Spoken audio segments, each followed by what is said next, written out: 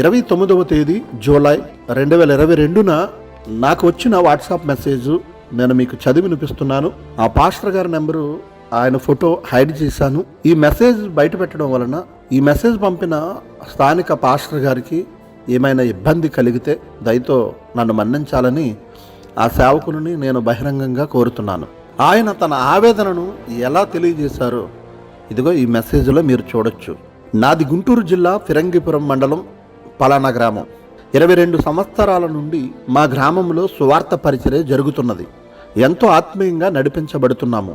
మా గ్రామంలో 2 చర్చీలు నిర్మాణం జరిగి క్రమంగా నడిపించబడుతుంది. గత 2 సంవత్సరాల నుండి తండ్రి సన్నిధి చిలకలూరుపేటకు మా గ్రామం నుండి కొంతమంది 32 కిలోమీటర్లు దూరం ఆటోల్లో వెళ్ళేవారు. ఈ 2 చర్చిల సంఘ సభ్యులను చీల్చి 2 చర్చిలకు మధ్యలో 10 మీటర్ల దూరంలో ఈ అశోక్ రాజు గారు చర్చి నిర్మించారు. ఈ విధంగా చర్చి నిర్మించడం పద్ధతి కాదని చెప్పాను. అయినా వారు వారం వారం పోటీ కొరకు చర్చి నిర్వహిస్తున్నారు. సాలెం రాజు గారికి చెప్పినా స్పందించలేదు. అశోక్ రాజు గారి దృష్టికి కూడా తీసుకువెళ్ళాము. ప్రేమగా ఉండే విశ్వాసుల మధ్య వైషమ్యాలు పెరిగాయి. ఐక్యతగా ఉండేవారు 3 ముక్కలైపోయారు. ప్లీజ్ ప్రేయర్ చేయండి. ఈ విషయాలు రాజుగారి దృష్టికి వెళ్ళేలా ప్రేయర్ చేయండి.